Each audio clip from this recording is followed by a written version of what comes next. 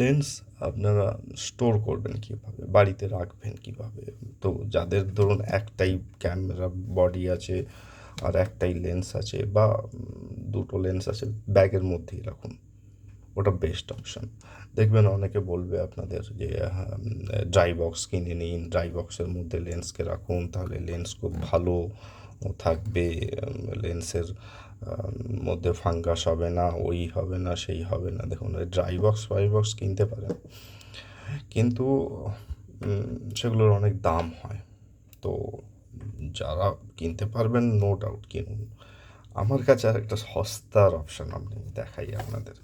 এই ধরনের কিছু বক্স কিনতে পাওয়া যায় মার্কেটে। এই বক্সগুলো ধরুন একটা পুশ বাটন থাকে।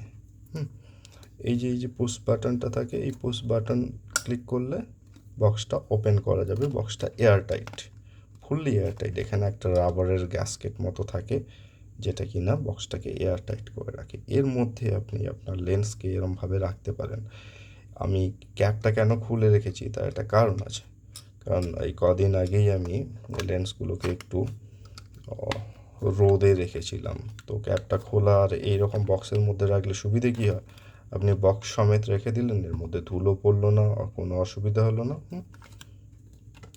এই দেখুন, এটা তো একটা এটা 1855 লেন্স। এটা আমার এটাও খুব ফেভারিট লেন্স। আমি একটা ভিডিও অলরেডি বানিয়েছিলাম যে লোকেরা এই লেন্সটা বিক্রি করে দেয়, but I would suggest keep that lens with you.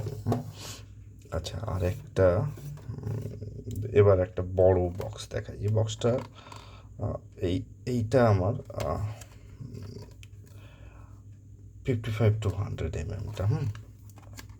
তো এটা আজকাল আমার ইউজই হয় না লেন্সটা, যদিও লেন্সটা খুব ভালো লেন্স। তো এটাকেও আমি এইরকমই একটা লম্বা মতো বক্স নিয়েছি, লম্বা বক্সের মধ্যে হুডটাকে এরমভাবে রেখেছি, আর এটাতে ক্যাপ লাগানোই আছে। এটা খুব একটা আমার ইউজ করা হয় না, সরিয়ে রাখি এটাকে।